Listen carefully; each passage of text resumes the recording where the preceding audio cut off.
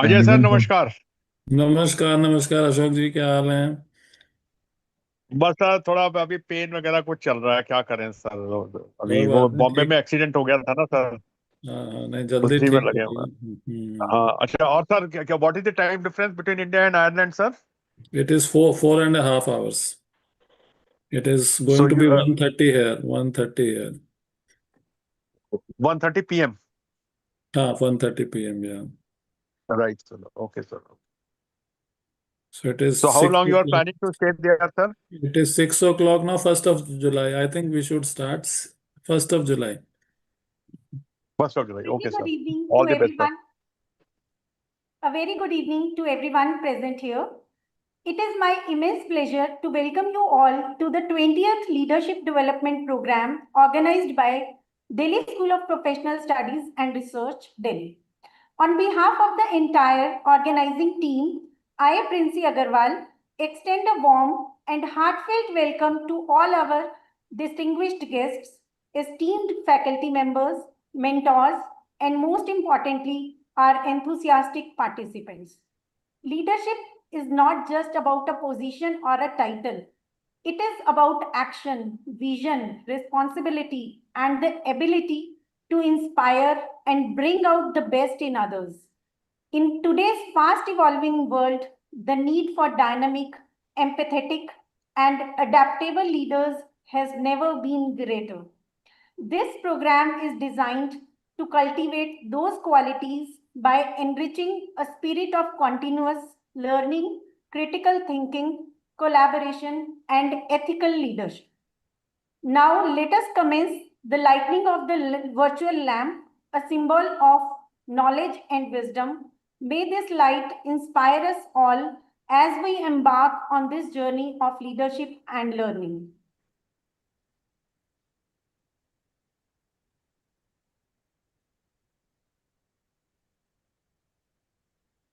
I request IT team to please play the video.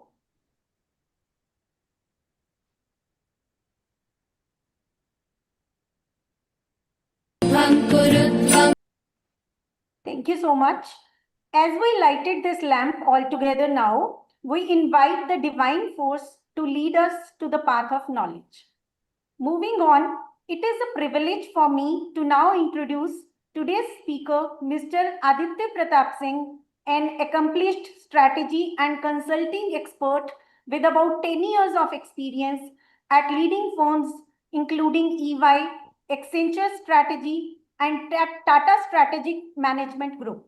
He is currently serving as an associate director in strategy and transactions at EY Ireland. Mr. Singh brings deep expertise in value creation, business transformation, and strategic leadership across industries, including financial services, consumer goods, fintech, infrastructure, and government. He has held leadership roles such as Chief of Staff and Head of Strategy at EaseBuzz, a prominent fintech startup, where he led significant transformation and growth initiatives. An alumnus of IIM Lucknow, where he ranked among the top of his class, Mr. Singh has also cleared all levels of CFA in his first attempt. Beyond his professional accomplishments, he is known for his collaborative leadership style, strategic vision, and commitment to excellence. We are honored to have him with us today to share his insights on leadership and growth. I welcome you, sir.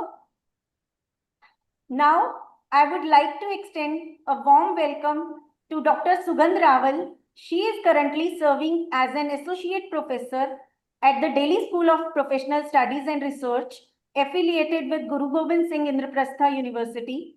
She holds a PhD in management from MDU Rohtak and has qualified UGC NET in both commerce and management and UGC JRF in management. In addition to her teaching responsibilities, she has been actively involved in leadership roles at DSPSR, serving as program coordinator for BCom Honors, a member of the Daily Business Review Journal team, and various institutional committees. Her research contributions include 12 publications with work featured in UGC Care and Scopus indexed journals, along with numerous paper presentations and participations in conferences, workshops, and faculty development programs. I welcome you, ma'am, and over to you, ma'am, now. Thank you, ma'am. A very good evening to everyone present here. It's been an honor to moderate this online interactive session with such an amazing personality who has achieved the excellence and the awards in very short span of his career. We are honored to have you, son, and we are looking forward to learn a lot and tons from you. Our candidates, our students are looking forward to learn from you how to achieve the success and how to be so much persistent in gaining the success in very short span. Sir, you would like to say something before we start some questions? No, thank you for the warm welcome and the introduction. Thank you very Okay, much. to Really begin happy to with, be what here. some students have asked for some questions. How will you suggest the prospective candidates of the MBA programs who are preparing to get admissions in the MBA? What would you suggest them in terms of the preparation and how to get entry in the top colleges? I mean, obviously, it's a long journey, so I'll try to keep my answer short. But it is essentially there is no substitute for hard work, and smart work is also equally important. What I mean to say is that it really is about discipline, as well as getting the right guidance, getting the right mentorship. So, talking to people who have done it already, more importantly, listening to what they're saying. Then, I think in the Indian context, coaching also plays a very significant role. So, probably taking the right coaching, right guidance. If I were to share, so I gave 3 attempts. In the first attempt, I had a good score, I would say. It was, I think, around 93, 94. The mistake that I made at that time was that I was going, I was attending some coaching, and then because of my college exams, etc., it got missed. And then I took pressure on myself, thinking that I will not be able to make it. So I stopped putting effort. So I gave up much before the exam, and therefore I only reached to a level which was less than my potential. Right? Everybody's 100% is different, but I knew that what I had done was not my 100%. So the next time when I seriously prepared was my third attempt, because second attempt my job had just started, so I just wanted to focus over there, I guess. In my next attempt, I was very clear that this is it. I mean, for the next 3 months or 4 months is what is the amount of time I took to prepare. This is all I'm going to care about. So I remember I used to wake up at 4 a.m., study for about 3 hours, then practice meditation, breath work, attend classes, come back again, study. And so essentially having a very tight routine from, let's say, 4 a.m. to 8 p.m. and then sleeping for 8 hours. So all the things that people already know, I don't need to tell them, right? That get 8 hours of sleep, get enough rest, stay away from social media, do the coaching. So it's all the basics. There is no rocket science. You just have to do it. I think the key difference is some people do it, some people give up. So I have story from both. I gave up in the first attempt, and then I did it in the third attempt. So it's that. It's as simple as that. Like, everybody knows this thing, not a questionable attempt, but thing is that everybody knows that social media is very important nowadays. Students are getting mixed up with looking for the social media reels, working for the hours, but working through the videos. So what do you prefer, matlab, students looking forward for the technology, learning from the videos is a good thing to start with, or we must focus on the books We must focus on the coaching patterns. We must focus on the things. Yeah. See, the thing is that if you want to be, and it's my belief, and I may be wrong, and there might be multiple answers or multiple ways to get it. But I believe that if you want to achieve something meaningful, you need to have guidance and you need to have a coach. Now, the problem with YouTube or any video platform is that essentially you are left on your own to figure out things. You make your own mistakes and you learn from your own mistakes, which is a slower process than from learning from someone else's mistakes or from someone else's success. So coaching is a structured platform where you can, I mean, coaching institutes are a structured platform where you can pay money to get that coaching. If you have another coach in life, you don't need to go to a coaching institute. That coupled with all the video platforms or e-learning platforms, you can do it. But you need someone to guide you. Is to make your journey faster. Is that the only way? Absolutely not. But if you're so smart that you can figure out yourself, absolutely, by all means, right? And I would say that at different occasions, I have also used video platforms to learn. For example, I'm doing PhD, right? So I wanted to understand in my context how to use, like I had studied t-test and f-test and all the good things that you guys are all expert at, right?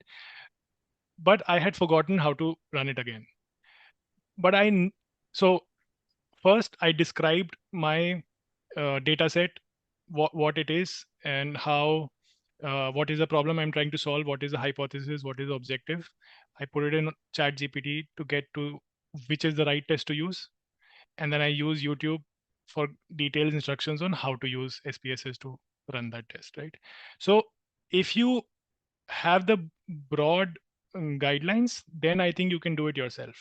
But you need, and over there also there is a supervisor to guide you, right? So I think having mentors in life, both in professional and personal context, help you progress faster, I feel.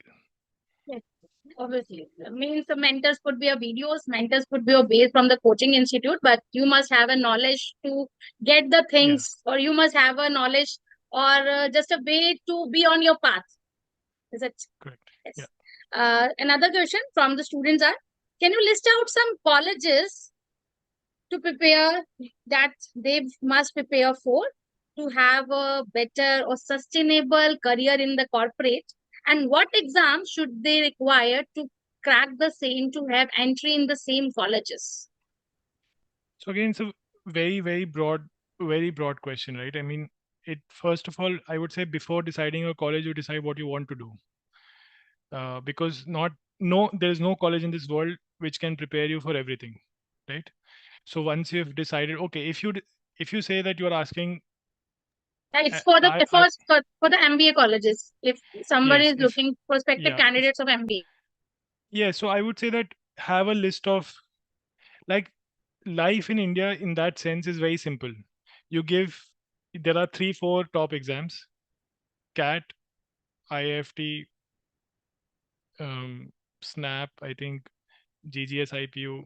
So you give all these exams, and based on your rank, you pretty much are allotted the college. I mean, it's a very straightforward process. It's not super complicated. If you're looking for colleges abroad, that is where you need to make little more informed choice, because each college will be known for something else, right? In India also, for example, I think IIM Ahmedabad would be probably slightly better in consulting. Calcutta would be slightly better in finance. You know, Bangalore also slightly better in consulting. So, as they say, difference of, minute differences are there, but it's not really about having a list of colleges to target. I would say that you give a mock test, you figure out where you are starting from, then make a list of 4 or 5 colleges which are realistic, 4 or 5 colleges which are ambitious, which 4 or 5 colleges which are safe colleges, right? And just figure out which exams are needed to be given for each. For example, for a person, IIM Ahmedabad could be an ambitious college, and then let's say, I mean, I'm Lucknow, my FMS could be a safe college, I mean, not a safe, but a realistic one, and then you could have Symbiosis, etc., as a safe college, and then you make sure you give those exams and get it done.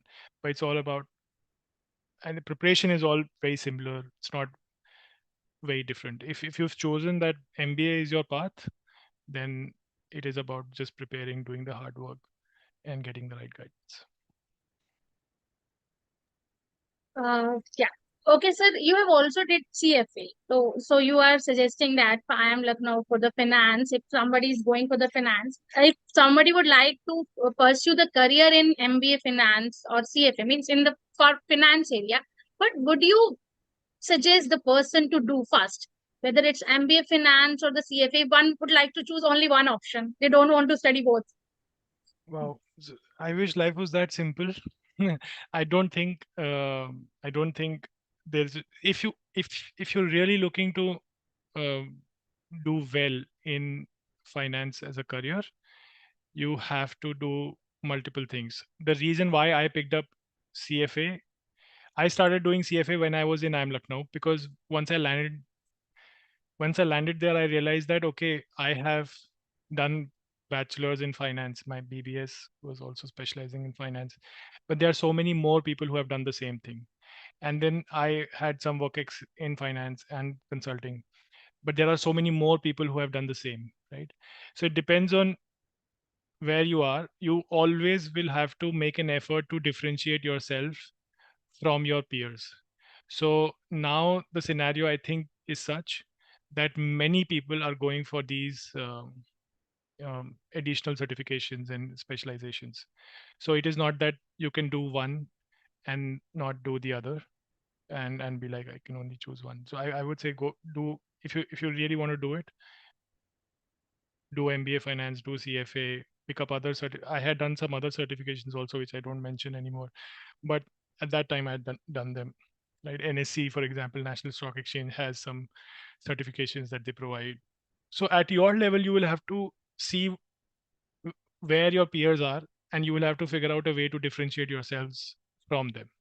It's as simple. If in your college, for example, nobody's doing any NSC certification, you do 3 of them. So the next company that comes, you are able to demonstrate that I'm genuinely interested in finance more than everybody else. If everybody has done that, it is no longer a differentiator, right? Then you probably look at CFA. So So distinguished or multiple certification is also required. Except this, you are saying that we must add on, or finance student must add on with some others, like you are talking about NSC and other certifications. Is there any other course would you suggest except this certification in this MBA finance or CFA, most prominent in today's corporate areas or outside country where you are serving? I think there is no substitute to real life experience. So CFA, would CFA alone get you a job? No. Would MBA finance alone get you a job? Maybe yes, but not the job that you would aspire for. Yes, those things coupled with real life experience can get you a job. So I would say that certifications would take you only so far, but if you can add real life experience, job experience, projects, etc., that would really set you apart from your peers. uh, Obviously the real life experience matter a lot. So you are at very high positions, even if in the last organization you have been serving as a you being the ex vice president. However, you are in the director's position now.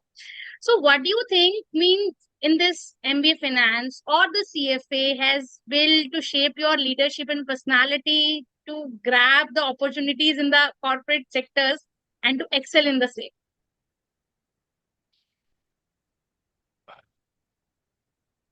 I think it all adds up, right? It is not, it's very difficult to pick up one particular thing and say, okay, this input has led to this output, right? It's a combination of, in simple terms, input plus what you do with it, processes, is the final output, right? So it's a combination of multiple things which result. How does MBA and how does the finance education help, be it MBA finance, be it CFA? It is that it helps you be more analytical. So if you are someone who wants to build a career which is analytical in nature, these provide you with the framework and structure to think. But ultimately, you have to use that ability to think, that is the key skill, and implement in your role, right? So yes, obviously there will be fundamentals. I mean, you will understand what EBITDA is, you will understand how to look at a P&L statement, balance sheet, and so that when you are faced with that, you are able to interpret it. But at the bottom line, it is about your ability to think in a structured manner. That's it. Like you have also talked about last few minutes back that SPSS, or you have learned the regressions. Eh? Is there anything being prominent going on today, matlab, which the students must learn? Like the students are doing research, but Yeah. they are not learning this parametric test and non-parametric tests. While going in the corporate, they feel that yeah, these beta being to alpha betas are also important. Do you think any specific thing being required? Or there are multiple things in the multiple roles. Yeah, exactly. I mean, in my role, for example, I don't use any regression or whatever, like beta calculus. That I did because I was doing a PhD. That I'm doing a PhD in finance, where I'm calculating those those equations and then running regression. So there it is getting used. Are my friends, are my batchmates using them? Absolutely, there are people who are using it. So it is not one answer which will solve everybody's problem. I would say that if in today's era, if somebody has to be skilled, it is one skill related to technology that one had to pick. I would say the ability to use AI to be more efficient. I think that is something that every single organization that I know of, like me, my friends, wherever they are working, one question is always being asked to them, is that how can you be more efficient by using AI, right?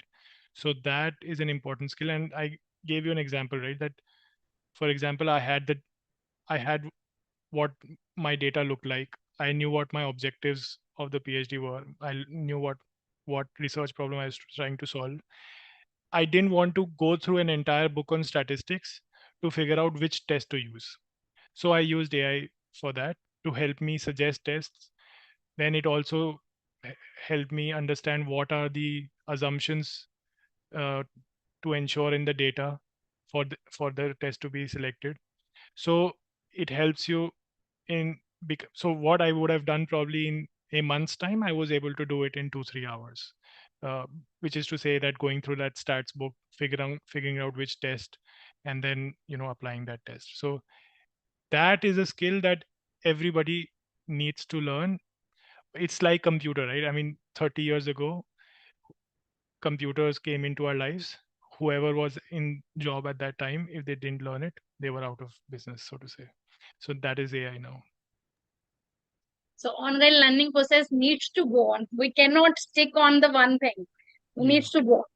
Okay, sir. One more thing I would like to ask. You have led a large teams, very high stake projects. I have seen you have CV that you have developed most finance models, you have developed behavioral models. Then how your go-to approach to work under pressure and how to have a balance in your work-life balance, like both the things. How to manage the pressure in the corporate world and how to have a work-life balance. I'm asking you the two questions side by Yeah. side. Yeah. I think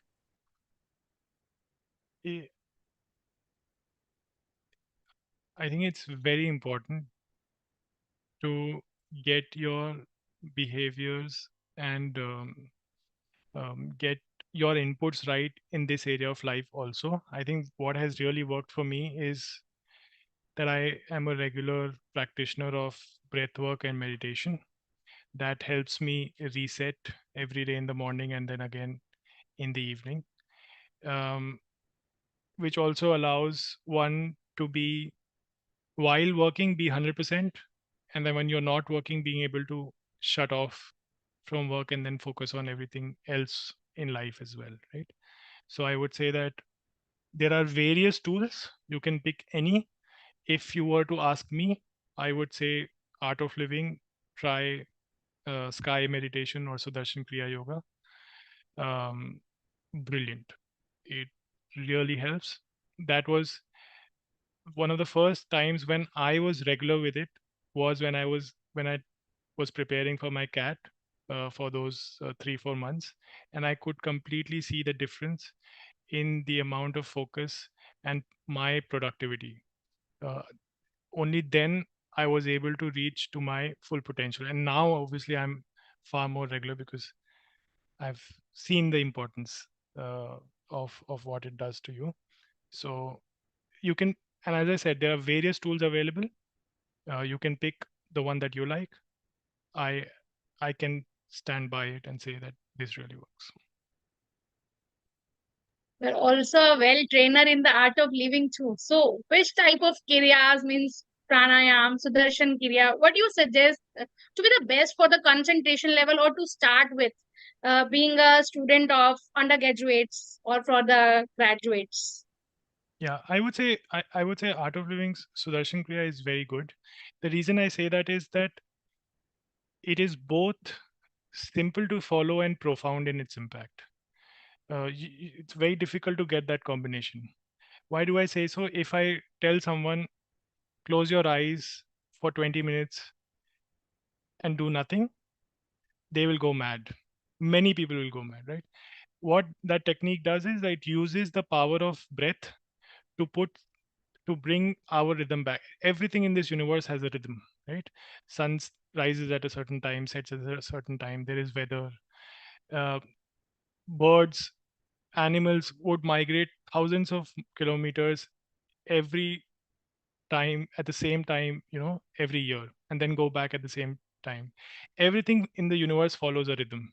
We have a rhythm. Life happens to us. We fall out of rhythm. It is a technique to use breath to come back to the rhythm every day in the morning. Takes about 15-20 minutes, and then you are centered and balanced. You're very productive, very focused. Improves your physical health parameters as well. There are more than 100 independent research published. Yale Institute has their own. There are 164 universities in US which run their program. Yale has published research on that. Harvard has published research. In India, Ames has published. NIMHANS has published. So there are physical, measurable, tangible changes that happen in you, and obviously at an emotional and subtle level, also a lot of changes happen. So I would say that is easy to follow yet highly profound.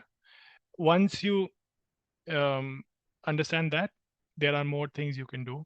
Happy to connect and guide. So, although students might be eager to know how to be connected with the art of living, means they must start with the yoga first, or they must start with some art of living institutes, or they must start through videos. How, matlab, to be get balance means their path must go sustainable, resilient. Yeah, I Not would say just go to the website artofliving.org, wherever you live. Put your location, search for the Part 1 program or happiness program. Go to any nearby center where it is happening. It's a 3-day, 4-day program where you learn this technique, you practice on your own. That's a very good starting point. Once you reach there, then hopefully after this session, we will have a way to connect with all the students, and I'm happy to guide further. But this is a simple first step. It's a structured program, a lot of fun. There are youth-oriented programs as well, where similar people will come, highly energetic sessions, highly active sessions. And we could organize something. I mean, if there is enough crowd, we can organize something in the SPSR as well. I myself am a trainer. I know many very, very good trainers who would be dynamic and happy to come and do it. great. So this is about the concentration level and to start with your career. Now entering into the corporate. Now being in the corporate, you need to be very much update about the industry events. You know? How you would suggest the students to cope up with the journal awareness events also, and to update with the industry as well as, and to be a strategic leader as well on the side by side. Yes, I would say that like many things in many things in life, keep life simple. The industry trends, yes, very important to keep in touch with, but I think more important to keep in touch with is your personal life trends. So are your parents happy? Is your spouse happy? Is your health doing well? Um, are you happy? If these trends are in line, even if I don't know all the latest trends, nobody cares, right? Because then I can manage my life uh, when it needs to, when I need to focus a little more on my professional life. I can do that because I know that everything else is balanced, right? So I would say that spend a lot of time balancing these industry trends. Look at economic times, uh, and you will pick things in your job. Like obviously, when you're preparing for your first interview, you need to read the newspaper. Again, it boils down to doing your hard work and showing that you really care about it. Many times even if we care in our mind, we don't care in our actions. Gurudev says that the formula for success is dynamism in action, patience in mind. We are usually the opposite. We are impatient in mind and we don't act enough. So if you are acting and you are patient, it will show in your interviews, it will show in your interactions. And then nobody in this world will know all the industry trends. Nobody in this world will know everything. But your attitude will show if you are someone who actually acts and not just thinks. So basically the management of thoughts would also require in this, na? How you manage your work, Absolutely. your life, your trends, not to mix up and not to grasp all the things, but the maximum of you can, optimum. Okay, Yes. so you have moved to the different countries, you have across different cultures. How you define these leadership positions being transformation during these geographies, cultures, different positions? Is there a difference between the leadership positions or the strategic thinking that needs to apply at the different positions? Yeah, I think culture plays a lot of role. Europe has a very relaxed culture. India is far more aggressive. So you need to adapt to that culture. There are some brilliant things about the Indian culture. There are some brilliant things about the Europe culture. So you have to basically be emotionally. I would say that there is IQ and then there is EQ. Everybody knows. Again, I'm not telling anything new, but it is just that you have to apply that in your surroundings. You have to understand how others like to work, how others behave, what their styles are. You have to adapt to it. That's it.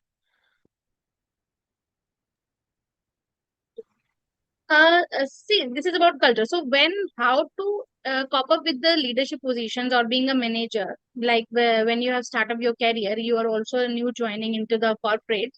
How you adapt your new joinees or to have a best orientation or induction program for the existing and the new employees so that they cope up with the organization change and development easily?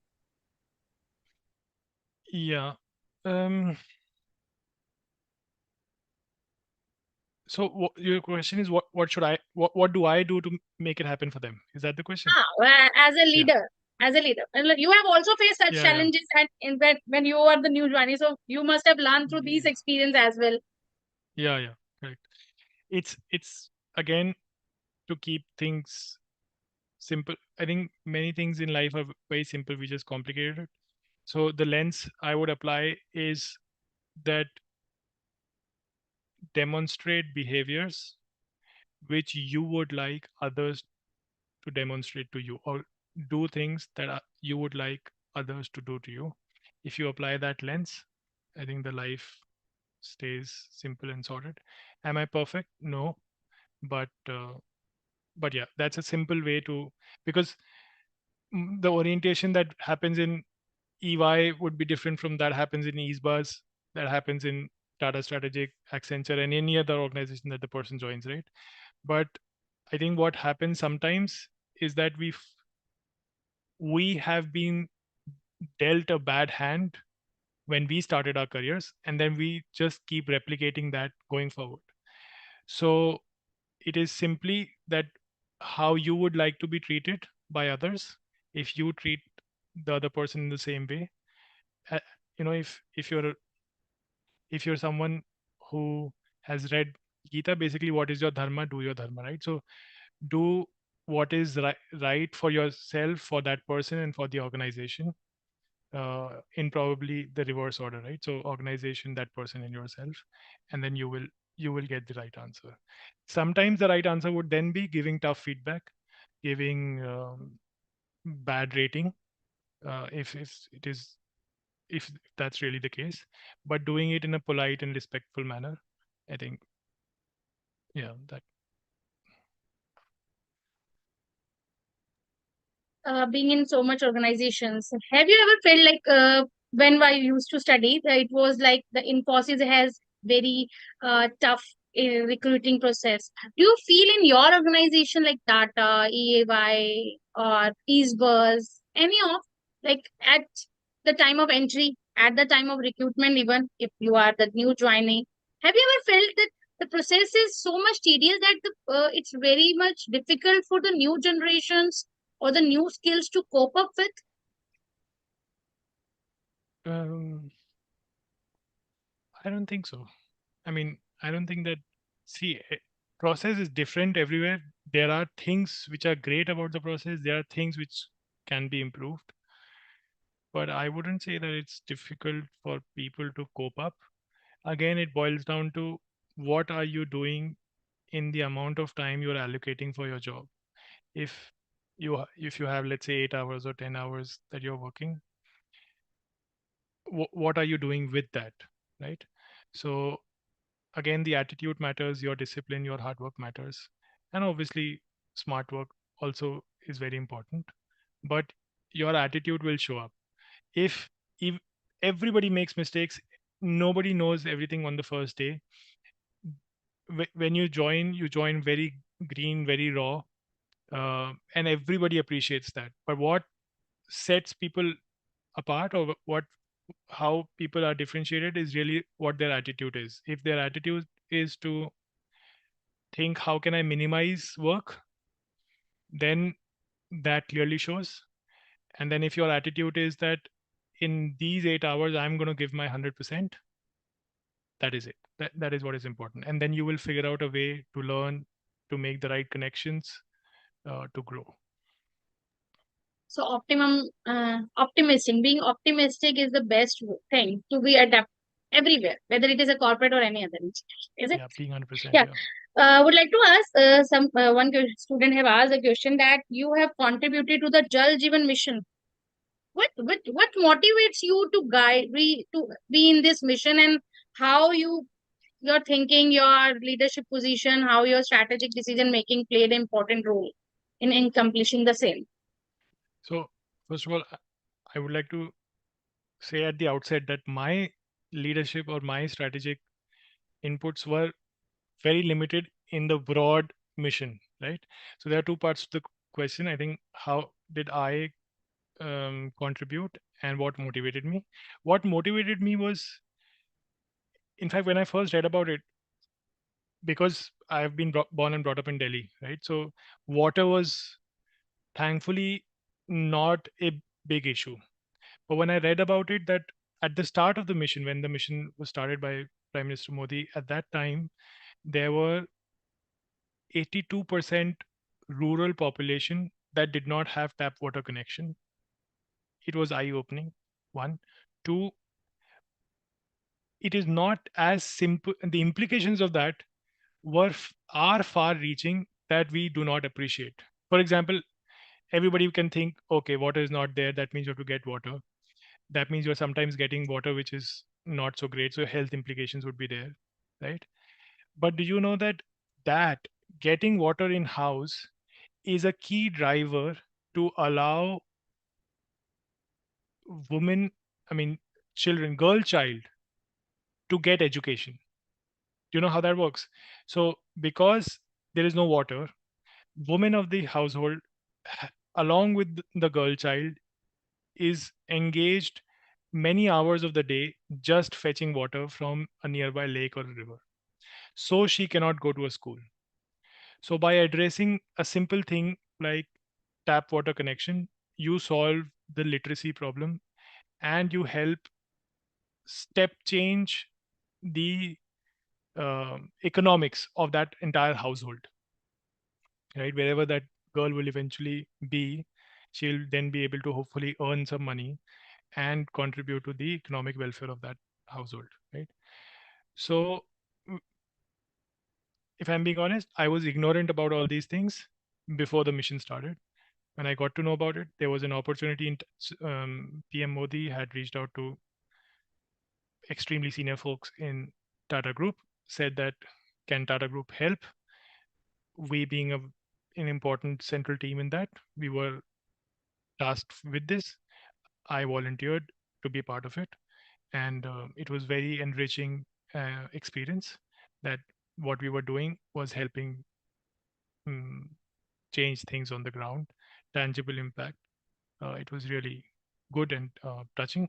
What my role, what my role was, my role was to design a mobile application and web application to be able to monitor the progress on the ground, right? So to be able to make sure that the mission is not getting implemented just on prime on anybody's dashboard, but actually the work is happening on the ground, and how can we monitor it live? So we use IoT sensors to measure the amount of water being delivered in the last household, the quality of water being delivered, and the quantity of water being delivered, to ensure that the money that is being spent by center and state governments are actually meeting their objectives. So it was in that sense a very meaningful project.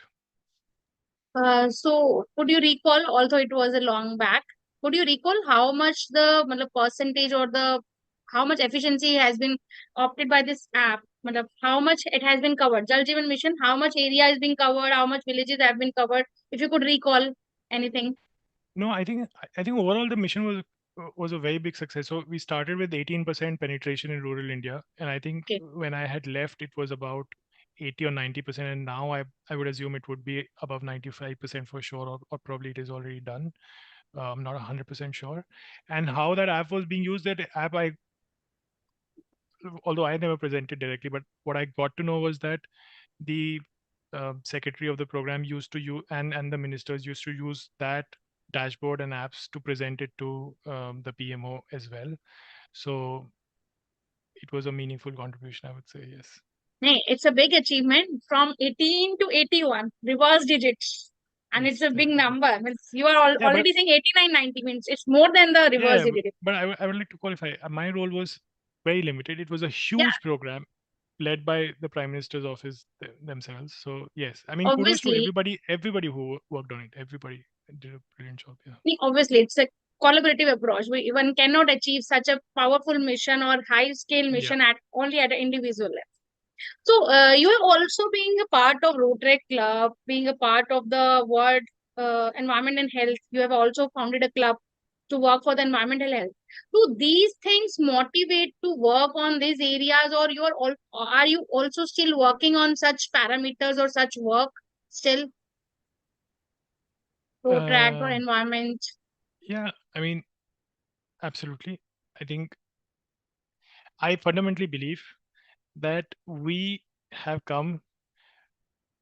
Obviously, purpose of life is a very, very in-depth question. Nobody can give an answer for somebody else's purpose of life. But broadly, if I were to say, we have come to burn our karmas and contribute to the world. So we should always figure out ways to contribute back. At that time, Rotaract was one platform I believed in. Now I spend more of my time and energy teaching breathwork and meditation to people, because what I've realized is that um, that like that has made the most amount of impact in my personal life. Personal, when I say personal life, I mean my life, both personally and professionally. And I think that I would love to be able to offer that to as many people as possible, that there are tools which help you manage your life better, stay happier, be more productive, be healthier. So now I spend more of my time, more of my volunteering time on this initiative. Okay, so now the CSR has become the part and parcel of the person's own individual social responsibility. Rather than saying a CSR, it must be ISR too for the employees. Okay, could we have repeat questions one for a while? Sure, yeah. Would you choose best, leader or a boss? I think that's very obvious, leader, yes. Okay, any perspectives, book on the perspective on leadership? One book. I'm not a big reader, but if you ask me that specific question, the one that I would then say is that read a book on Gurudev Sri Ravi Shankar. He manages organizations in 180 countries. The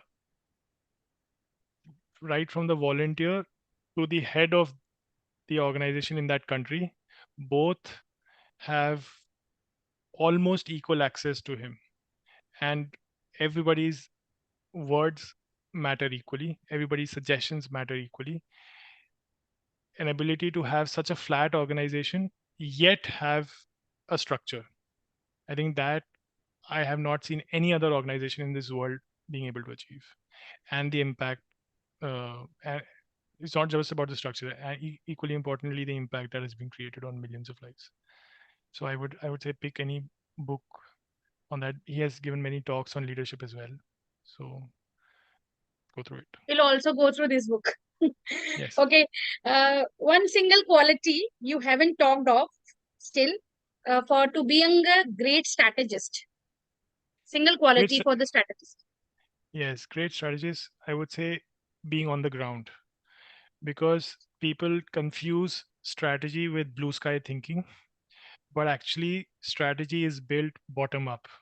If, for example, you want to build a strategy on anything, you have to go to the users, talk to them, talk to hundreds of users to understand what their pain points are, which is essentially now the fancy word for that is design thinking, right? So talk to all the users, understand what their pain points are, figure out the most efficient way to solve those problems. That is how strategy is made, not thinking out, looking out at the window. So So single point could not be there. Also, you have given a very best answer to be on the ground. This is the best skill one could have. The last one, consulting or the startup, and it could be more. But why? Why you choose consulting or why you choose startup? I started my career with consulting. It wasn't choice. It was literally the company that picked me um, from campus. Moving to a startup was a choice. I thought consulting has a very bad work-life balance, especially in India. So let me try startup, and it will also have. I will have the ability to build something and do something meaningful. And then what I realized was that I, as a person, like doing new things. If I am given one thing to do for a very long time, I get bored and I want to switch.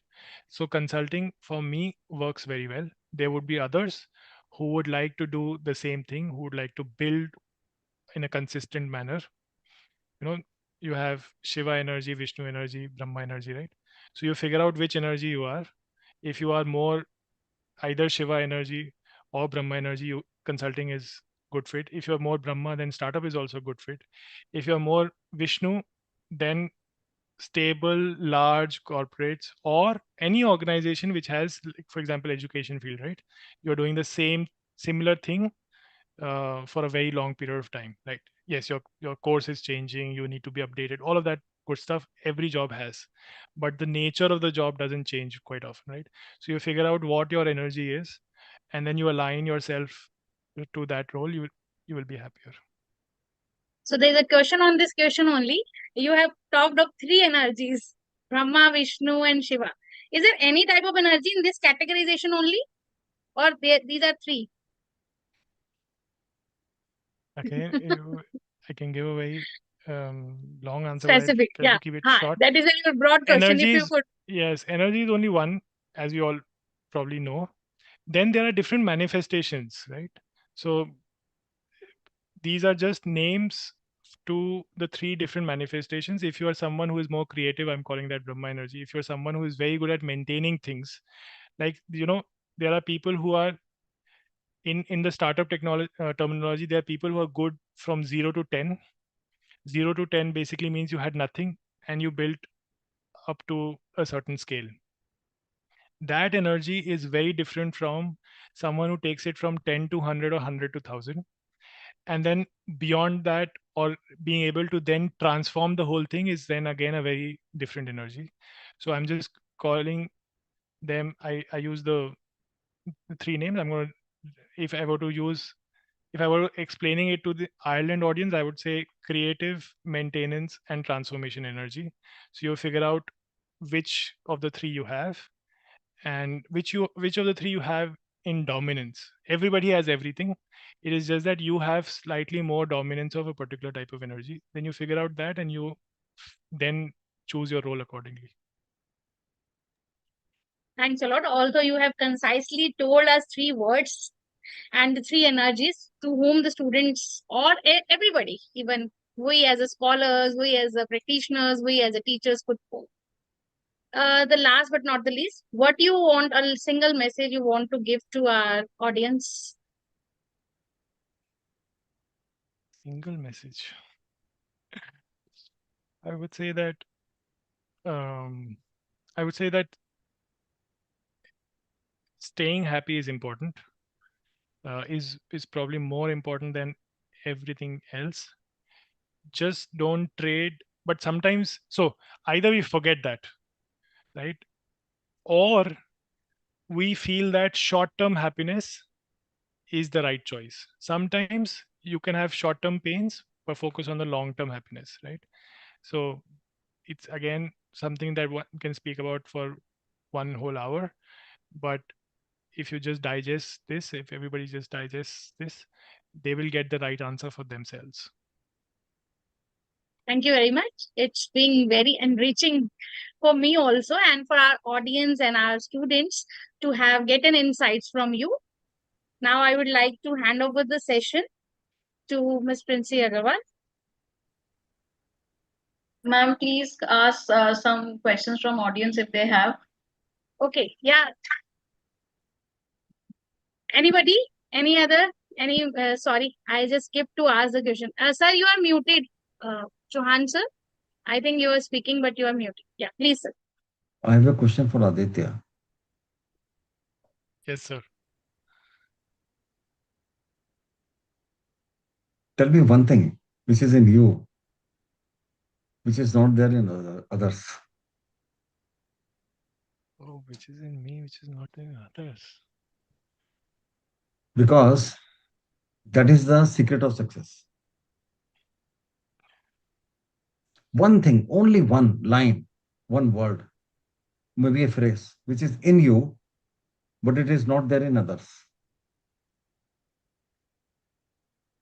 See, I would like to qualify that I don't. I would say, okay, this is a very, very difficult question to answer. But I would say that amongst many people that I come across, I think I give far more importance to evolve as a human being. That is a core of my life, which is in many people. I'm not saying it is not there in anybody else. It is there in, if you take number, it is there in huge number of people. But in majority, I would say probably that goal has gotten lost, and we don't apply that lens when looking at life. Is my are my decisions going to help me evolve as a human being? So I think that is something that I will. Does it lead to success? I think it leads to being more aligned to nature, and then nature helps you in your journey. And one of the manifestations is material See, success. in your entire discussion, I've been listening very closely. It is very heavy on spirituality. It's very heavy on spirituality and lesser on real life things. like You mean to say? practicality, Yeah. kind of people you meet, when you get cheated, crossing the entrance exam, the kind of competition, money. You have not talked about that. Your entire talk is around spiritual thing. Why would someone at your age would be so and be successful? Whereas people are dying day and night to make money, to make the company bigger. Look at Elon Musk and Donald Trump here. Forget everybody.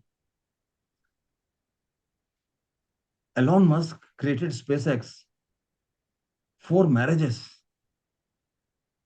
17 children, so much of clamor in life. What's the gap actually? What's the gap? No, see, obviously, what material success they have achieved is incomparable. I'm not even going to attempt to compare that.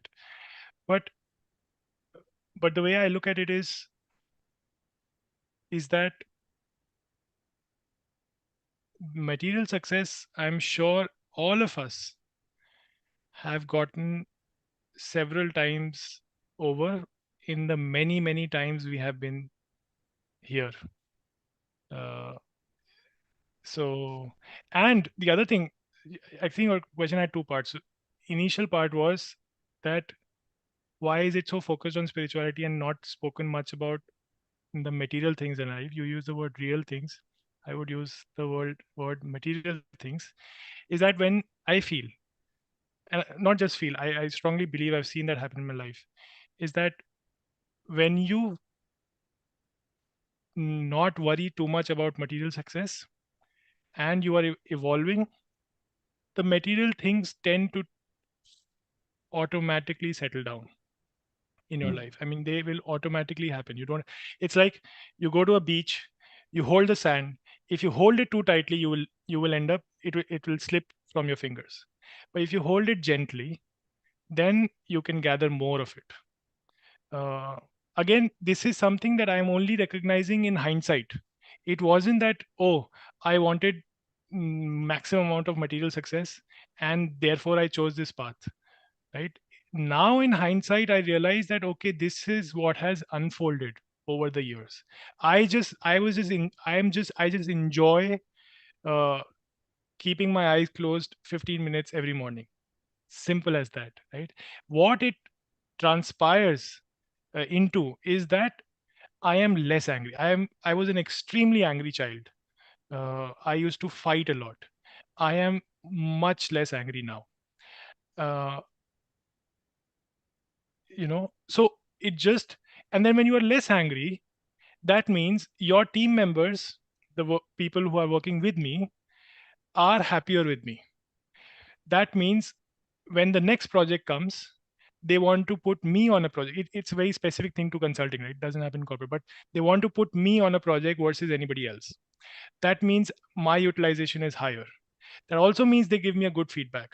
It also means that it helps me grow faster. So that one thing which changes just by me being less angry and being slightly happy, other things just keep falling into place. I would But say like this. but my last question, Aditya, all what you described are personal dispositions. Okay.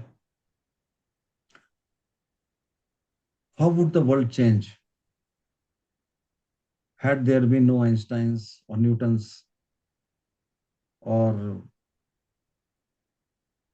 Fords who thought about an idea, created a conflict, burned themselves in the conflict, and then brought in the change, including building an atomic bomb, including building your radiology, uranium, lithium. Now, if you say that everything is on God basis, then who would change the world? I don't think that I said that everything is uh, is is is is God, or we don't have to do anything. I think what I'm trying to communicate is that when we are acting, we should be 100%, and then when we are relaxing, we should be again 100% in relaxing. And I'm again extremely uh, not so I can be better at science, but my understanding is when the gravity was discovered, it was discovered when the person had given up, sat down, and that apple fell on him. Was it the first time in his life when he observed something falling from the sky? No. Absolutely not. It was the first time when he was relaxed, it was falling, and then he discovered something. He questioned, why does it fall on the ground, right? Yes. We are just chasing, and we don't relax enough, I feel. And we go nowhere. Merry-go-round. We are in a merry-go-round going round and round. I'm done. Thank you. Aditya ji, this is Ashok sir. Srivastava. Am I audible? Yes, you are. Yes. Yes, sir. You're audible. Acha, tell me what prompted you to go for MBA? Why not CA? And another thing that for the young aspirants, what other career options would you suggest? Maybe in the legal stream or CA, CS? Yeah. What is I your take on that, sir? Yes. So CA, all the professions that you have mentioned are brilliant professions. Yes, Again, yes. align with your energies, I would say. My energy wasn't of someone who could sit down and be at it for 3 years. So CA was not for me, is what I realized. That a small Oh. mistake or a few mistakes could throw me out and then reset me for another 6 months or 1 year. That kind of risk appetite I didn't have, and that type of discipline probably I didn't have. I was okay to have discipline for 3 months, 4 months, prepare for CAT, get in, do hard work over there, but again have flexibility. Now everything else that you also mentioned, they figure out. I would again say, instead of trying to, so I would put it like this: a brilliant CA would earn more than a mediocre MBA. A brilliant MBA would earn more than a mediocre CA. If you align it with your energy, then you will be more successful. It is not CA is good, CS is not good, MBA is not good, or whatever, right? So just I would say again, bottom line, figure out what your energy is. And sometimes the world will, the nature will just push you in the right direction. So just listen to it and act. Wherever you have landed, give your 100%, and I think you'll be fine. But If how you are, would one yeah, realize that what kind of sorry, please continue. Sorry. no, please. I was just finishing. Hello. Please go ahead. Yeah, ask your question, How please. would one realize at a particularly young age that what kind of energy he is having and what kind of course he should pursue? Yes. So talking to people will help, right? I mean, talk to people who have done CA, Okay. figure out what it takes to do a CA, and figure out what it leads to once you have done CA. Similarly, talk to what it needs to get into a good MBA college, and what does it lead to. Similarly, CS, right? Then just if you have, nobody does this much also. Like I'm telling you, nobody does this much. Even if you just do this much, you will understand what is for you and what is not for you. Pick that, go for it.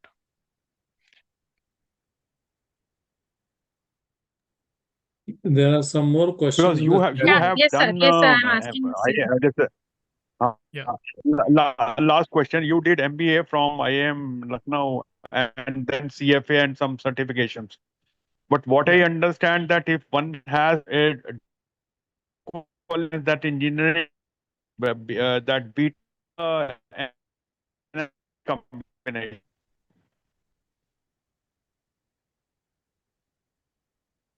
I'm not able to hear you. Sorry.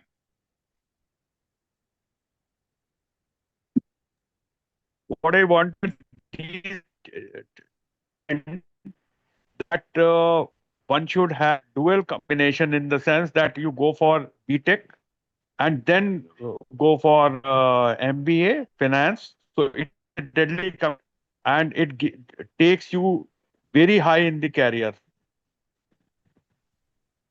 So And most of engineering, the multinationals are looking for such a combination. yes. Why? So, but I would ask, why are they looking for that combination? Engineering plus MBA finance, because they have realized that people who have this combination have good analytical skills. So we sometimes mistake that for they are looking for an engineering degree and MBA finance degree.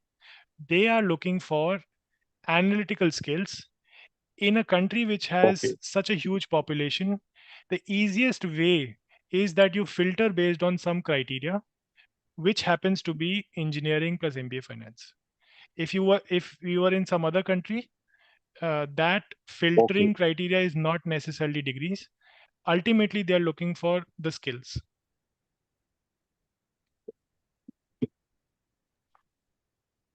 Okay. I am done with. Now other Thank you. persons can ask questions. Yeah. Thank Thank you you, very Ashok much. sir. Yes, Aditya sir, we have some questions in the chat. The first one is from the Ishita ma'am.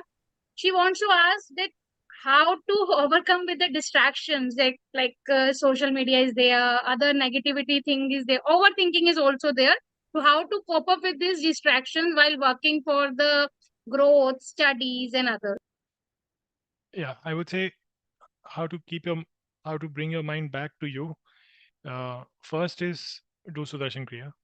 Second, specifically, if you want to learn, I mean, if not learn, if you want to know about some techniques to manage social media, it is that you fix a time that if you're starting at this time, you will not spend more than 10 minutes or whatever the time limit is. Curate your social media feed by liking content which helps you grow versus which doesn't, right? So being more aware, I think those are simple things.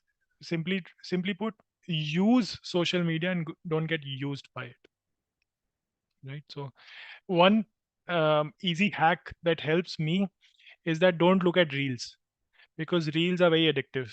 Look at long format content, because that you will be more conscious in choosing your content. You will probably even learn and grow from it. So I have one question that I got in person chat also. Let me just read it out. I've Yes, not sir. been able to read it. And this about the reels. And what about the distractions if we're coming from the overthinking? Overthinking, best solution, I'm telling you, Sudarshan Kriya.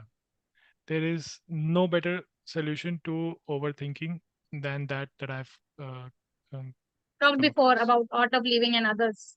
Yes, yes. Or if you do some other tool, I mean, if you have some other similar tool, go for it. But there is no other magical phrase that I will tell which will solve this problem. It will only get solved through your own practice. What is overthinking? Overthinking is stress. What is stress? Stress is the difference in the way things are and the way you perceive things. You have time, things to do, and energy. When there is an imbalance in the three, then stress happens. When you have less time or less energy and you have more things to do, stress happens. Can you reduce things to do?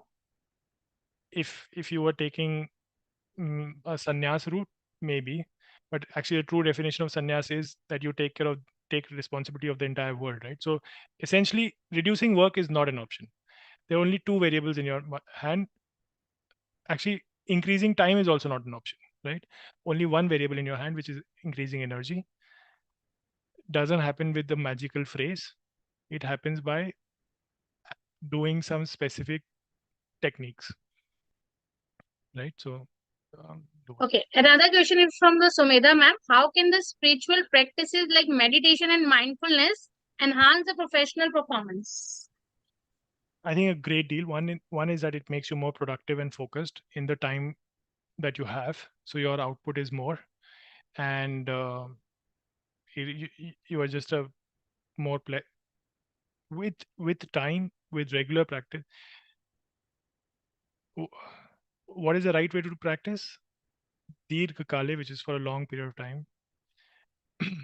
nirantarya, which is without interruption, which is that you do it every day, and satkar sevito, with honor and respect, ek tattva abhyas, which is doing one thing. So you pick one or two techniques, you do that for a long period of time without interruption, with honor and respect, then you will see that it helps you evolve into a happier and healthier person.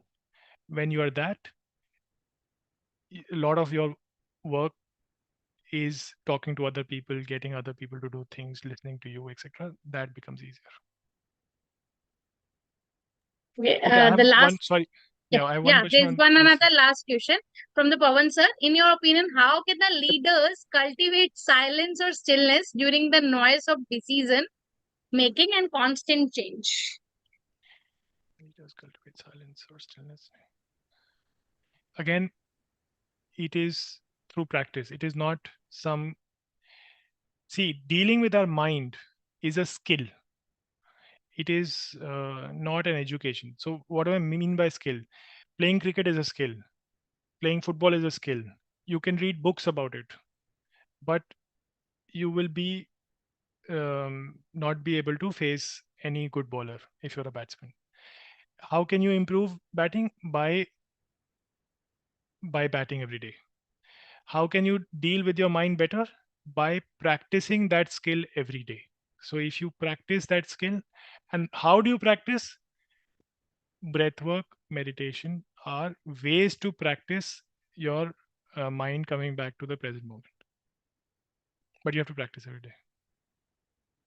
Aditya ji, can I ask you one question? Yes, sir. Yes, sir. I'm very happy to see your progress. And believe me, I cannot stop myself from saying this is one of the best sessions conducted by DSPSR till now. Thank you, sir. Indeed, sir. Yeah, your performance, Sugandh, also was very nice, incredible, and you definitely tried your level best to drag as much as you can. But Aditya, still, I think I need to learn more from Aditya. Although he's younger than me, but even I am very mesmerized by seeing his CV and all. It's really motivating. I have seen him from his student days, and in yoga also, he was our teacher, mentor, whatever you say. So, Aditya, my one question, rather, despite your busy schedule, I would request you to mentor our few students. You pick up from Sumedha or Sugandh, 3 to 4 students. They will be benefited by your rich experience. Yes, sir. Definitely. Will be very happy to do it and would love to contribute. Yes.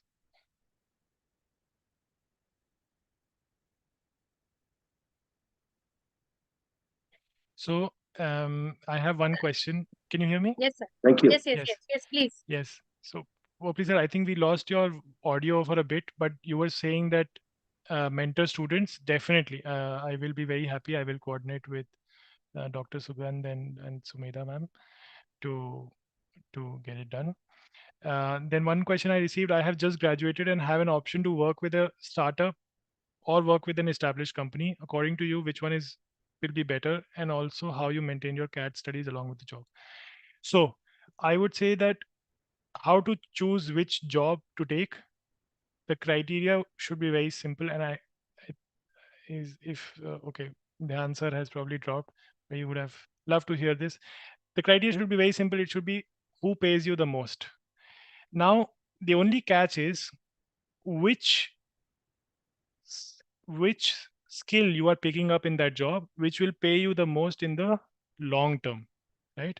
So if you're doing now between startup or established company, see which skills you will be learning on the job and the value of that. So look at people in that profession, whatever the two roles you have. Look at the um, average salaries on Glassdoor of people in that role 10 years from where you are today. Whichever has a meaningfully higher number, go for that. If both are exactly the same roles, I would say that again choose which gives you more complexity. most likely a startup will give you more complexity in the same role, because an established company will start you at a very junior level. A startup will start you at a higher level. Therefore, you will learn more, and therefore, in the long term, you will have better pay, because job is essentially to pay your bills. So in the long term, if it is helping you pay your bills, you can choose in that. And obviously work-life balance, everything take into consideration. Yes. And how do I maintain CAT studies along with job? I had worked 2 years, so I negotiated for a 3 months leave. And I got those. I was very fortunate and blessed to have gotten those. And those 3 months I used to my 100%. I used to wake up at 4, sleep at 8, no distractions, do Sudarshan Kriya every day, and then thankfully it happened. Yes.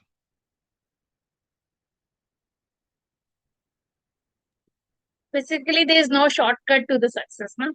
You need to Yes. put everything. Yeah, any other question from the audience?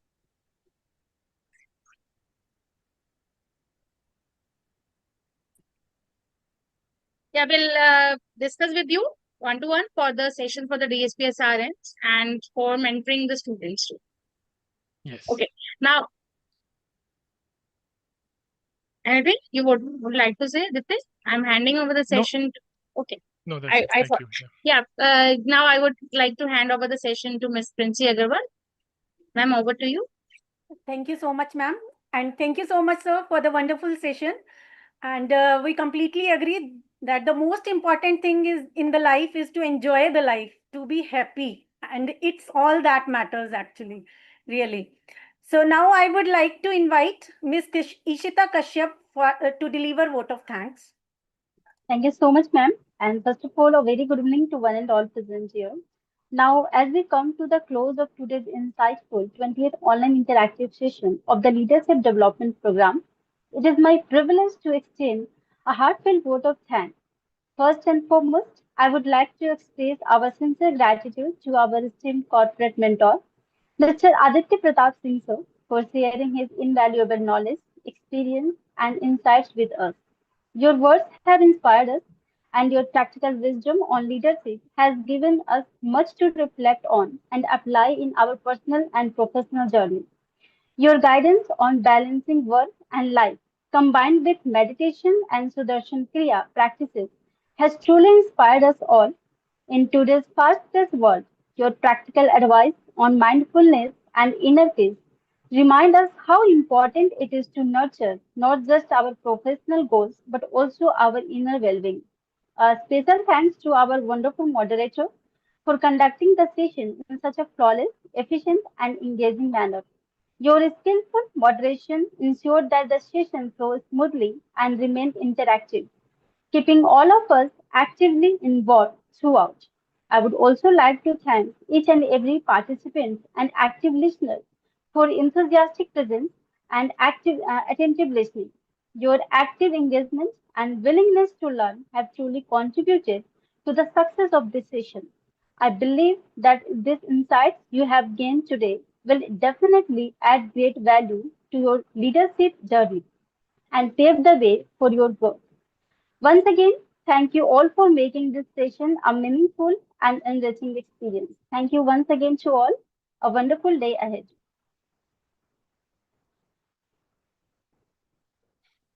Thank you, ma'am. Thank you so much, Aditya, for such an inspiring session. Thank you so Thank much. you. So means a lot for DSPSR, basically. Thank you. Thank you.